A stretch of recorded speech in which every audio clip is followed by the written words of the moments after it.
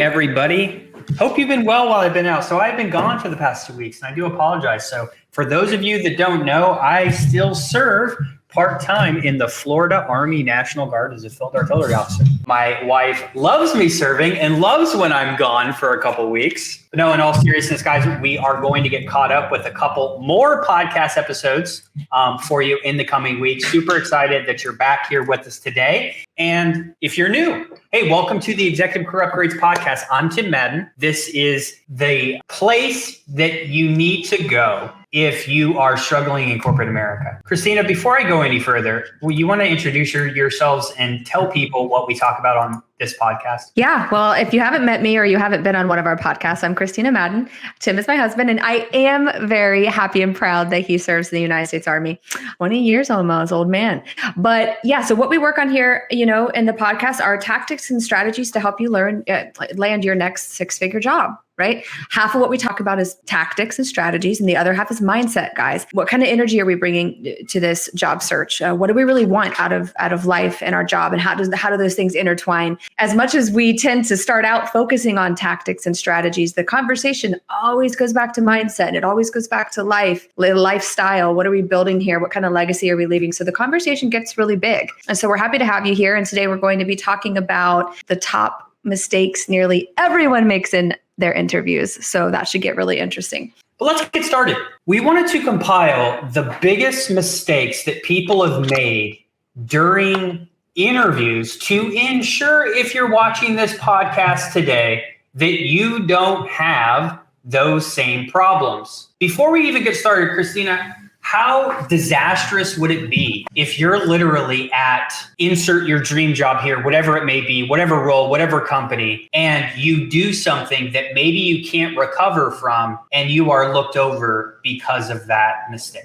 I think that's something that most people, like our clients, they almost can't even forgive themselves for that. Like, it's just completely detrimental to watch a conversation unravel because you aren't prepared. You haven't planned. You haven't worked on your mindset. You don't have a strategy. You're not coming from a place of consultant mode, as you hear us say over and over again, where you're prepared to ask the right questions, dig deep into these pain points, have some control in the conversation so you can create solutions. Interviews aren't always about just sitting back and answering their questions. You need to be asking questions, and they need to be answering questions so you can get to the true pain points. So when something unravels, especially at your dream job, you've done the connecting. Let's just say you're at that long table, you're well dressed, you're ready to go in there and knock it out of the park, but then you realize, wow, I didn't work on my confidence and I don't have a strategy here. It's detrimental. You'll have a hard time recovering. I see it every day. Our clients have a hard time recovering from it, even when they do have a plan and it goes wrong. So yeah, really think about that going into your next interview. Like, what curveballs am I ready for? Am I ready for curveballs at all in the conversation before? When this happens where things don't work as planned,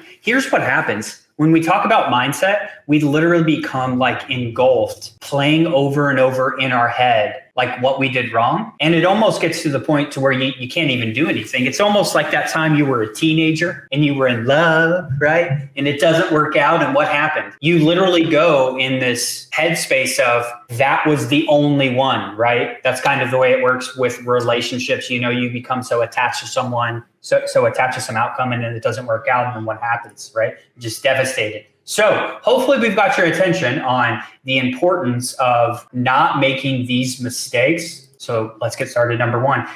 One of the biggest mistakes is even before the interview. It's not having a plan. So many times, guys, I've prepped thousands of people, so is Kristina, for interviews. And most of the time I say, okay, what's your strategy going into this? And they're like, I'm not sure.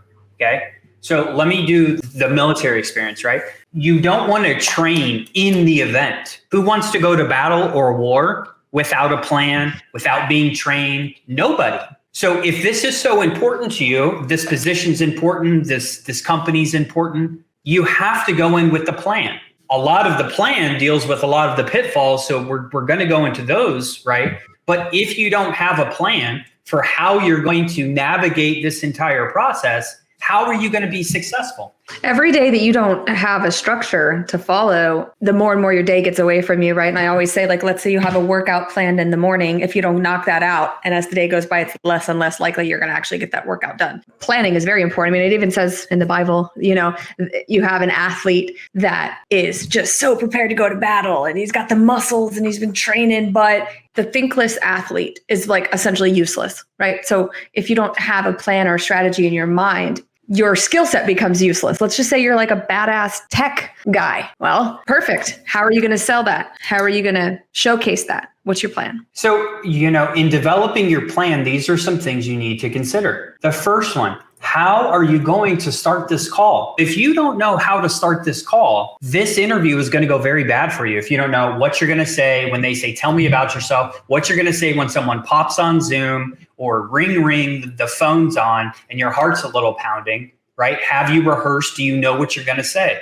If not, you're starting this interview off on not a foot that you want to. To add to that, if you're somebody on this, if you're listening to this and you've gone through several interviews that have gone wrong, or you haven't gotten the job offer, or they did choose someone else, or internal candidate or whatever, you've got these stories you start telling yourself about why it went wrong, right? And you're already setting yourself up for failure going into the new fresh interview thinking, oh my gosh, this is probably going to go wrong. I'm not worth it, or they're going to choose somebody else. You're bringing all of that to the interview. So anything that you did put together strategy wise, it's so easy to go in essentially planning to fail. And that's the worst energy you can bring to an interview. And if you're stuck in that cycle, I'd love to help you because I see it every day. And again, it's detrimental because you don't forgive yourself and you beat yourself up over and over again. And it's just a cycle. This is something that you have to practice. Even if you've been in business for 30 years and you're a COO who's going in front of a board, you have to practice. Even if you're a first-time director, you have to practice this. Otherwise, the whole interview could potentially go bad if you don't show up with confidence, conviction, clear, concise communication.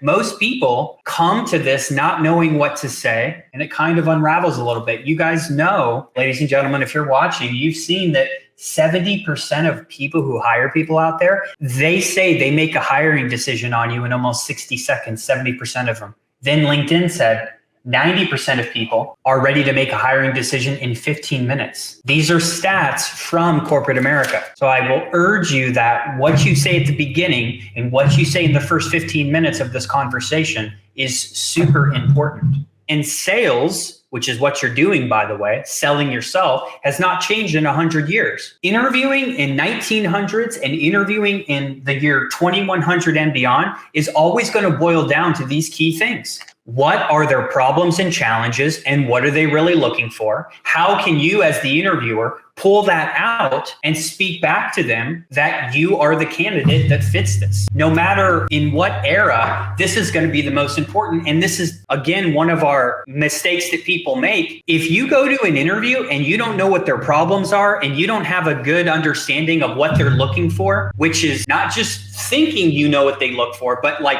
they have specifically told you, we need someone to do this, accomplish this, and here's our problems. If you haven't pulled that out during your interview, it did not go well. Think about this too. That's the only reason you're on the interview. What are they looking for? Why is the job open? What problems do they have? Got to be able to know to answer those questions. Also, you have to know how to overcome objections. People are going to ask you about your spotty work history. They are going to ask you about your long work history. They're going to ask you if you want to relocate, if you want to commute, if you don't have some degree or whatever. You probably know most of the time what they're going to ask you that could be a pitfall, right? You don't have your PMP, you don't have this certificate, whatever the case may be. Yeah, and what if you're, pivoting industries or it's a completely new role? Like obviously that's going to come up. What are you going to say?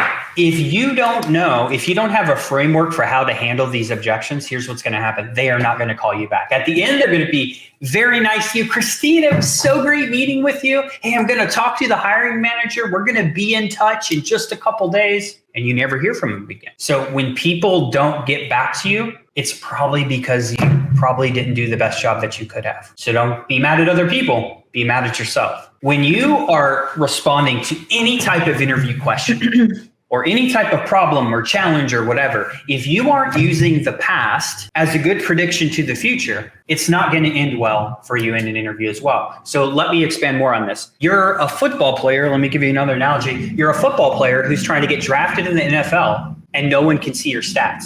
How well do you think that quarterback's going to do in a draft if they can't see your stats? They can't see your stats. You are not going on no NFL team. How is that different in corporate America? Corporate America is one big draft, and there's a lot of companies out there. So make sure you know how to communicate yourself. You look good on paper. You have your accomplishments and achievements listed, and you know how to talk about it. It's just such a letdown in today's society that people have kind of lost this skill. So if you can master this, it's going to be refreshing. It's going to be informative. You're going to be confident and convicted in what you're saying. And this is what's missing in these conversations for these decision makers. So if you can show up with this solid strategy, telling you, you're going to leave there feeling really good. You might even leave there with an offer. If you did a killer job, you're going to leave there with an offer with no question. Yeah, the other thing too, so being able to storytell is so important because here's what a lot of people do. Hey, do you have experience in this during an interview? And they say, oh yeah, I've done that. When did you do it? Who was involved? How did you contribute? What were the results after? Right? So get people to feel comfortable. Why is the position open? Think about this.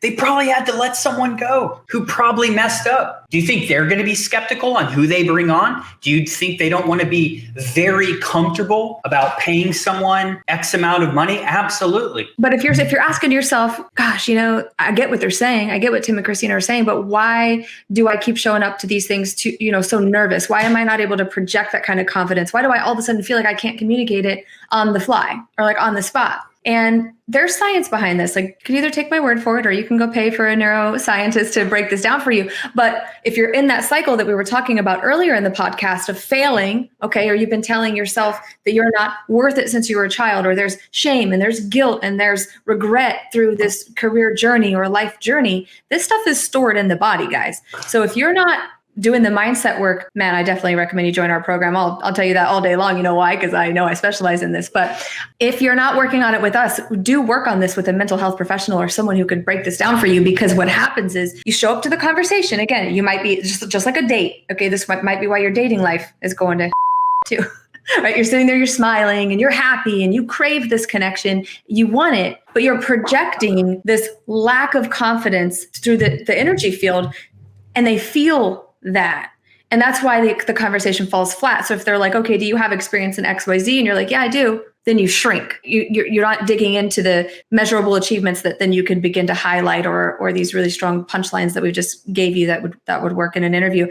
Every one of the clients that we've worked with too typically struggle with this. So remember, let me just bring it up. If someone asks you a question, the way you need to frame it is, what time frame am I talking about? So, hey, 3 years ago when I was the director at Microsoft, here's what I found to be successful when doing X. Here's how I did X. Here's who was involved. And then these are some of the results that we have when we implemented this. Give people a good understanding of what time frame are we talking about? What did I specifically do? Who was involved? And what results were? It's going to make them feel a lot more comfortable that you actually know what you're talking about when it comes to whatever area you're talking about. But if you don't clarify a lot of these things, remember, they don't know. They only know what you tell them. So the last reason mistakes, on these interviews, and the most painful and where the most frustration comes from, is leaving a call with not clear guidance on what's going on next. So maybe it's, I left a call with the recruiter, hiring manager, CEO. And the next step is like, I'll get back to you, Kristina. I'm interviewing more people. I have to do this. And then you're waiting for a phone call. Something Kristina's really good at is, hey, how can we set clear expectations and already have that next call scheduled? What he means is Kristina is really good at getting what she wants.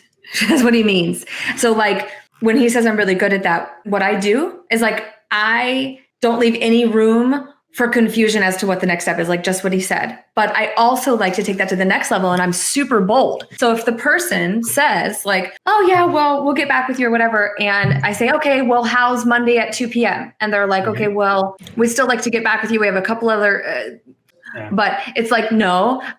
Well, why wouldn't you want to set the call with me Monday at 2? Is there something holding you back? Was there a question I didn't answer or a need that wasn't met during the call or interview? Like I'll really start to dig into like, why is that person holding back? This is what you get into if you end up having to sort of save the situation. So feel free to be bold in getting that follow-up. Because here's why. Let's think about it. Say you're on an interview, you know all of their challenges, you know exactly what they're looking for, and you did well in the process, showing them that you can do or exceed expectations based on your previous, experiences, and you can help solve their problems because you've solved similar problems. Guys, let's just think logically for a sec. Should that person not be moved on to the next round? So a lot of it is most people get pushback to schedule that next call when they don't even know their problems, their challenges, haven't positioned themselves as a confident leader. Are you going to be able to lock down the next steps? Probably not. But let's assume that you did your due diligence, you've had a good pitch, you've asked all the questions, you've overcame objections. Push for that next call. Do whatever you have to. If the recruiter says they need to get a hold of the hiring manager and the hiring manager will get a hold of me next week, set something up with that recruiter. Hey, he'll get with me no later than Wednesday. No later than Wednesday, Tim. Got it. Hey, can I get something on your calendar? I'm going to send you an invite for end of day Wednesday.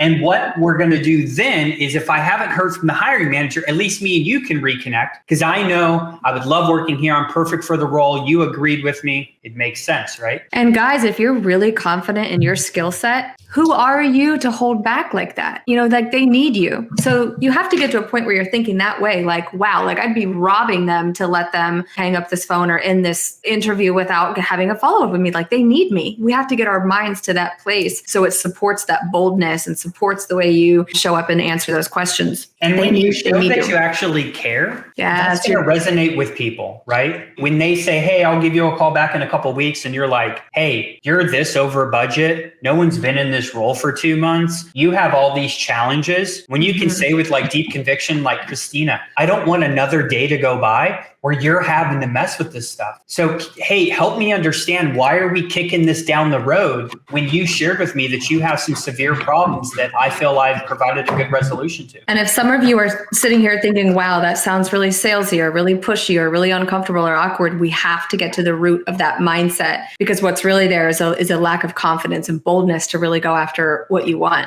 Absolutely.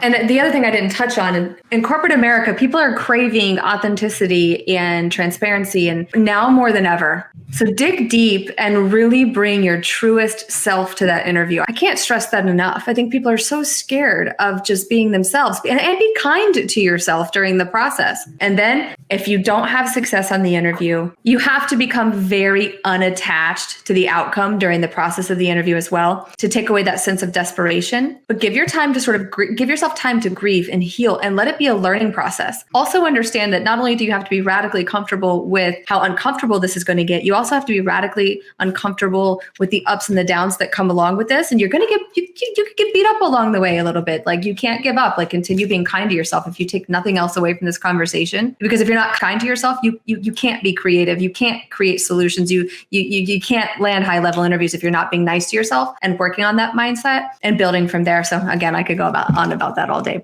So what we wanted to do today was just come on and say, hey, these are the biggest mistakes that we see during interviews, and hopefully just give you some tips, some strategies on how to develop a plan. How do I overcome these objections, right? How do I make sure that I don't make these? Because here's what's going to happen. It's going to add months to your search, lots of frustration. And we are here because we don't want that to happen to you. So, hey, as always, thanks for joining in this week. If you feel that you need help in your career, right? Maybe you're struggling, you haven't interviewed in 20 years. Maybe you were meant with something more. You've just been kind of stagnant, right? Go on over to execupgrades.com/podcast. Then you can schedule a call with us so that we can get a better understanding of where you're at, where you're looking to go, and maybe what's been holding you back.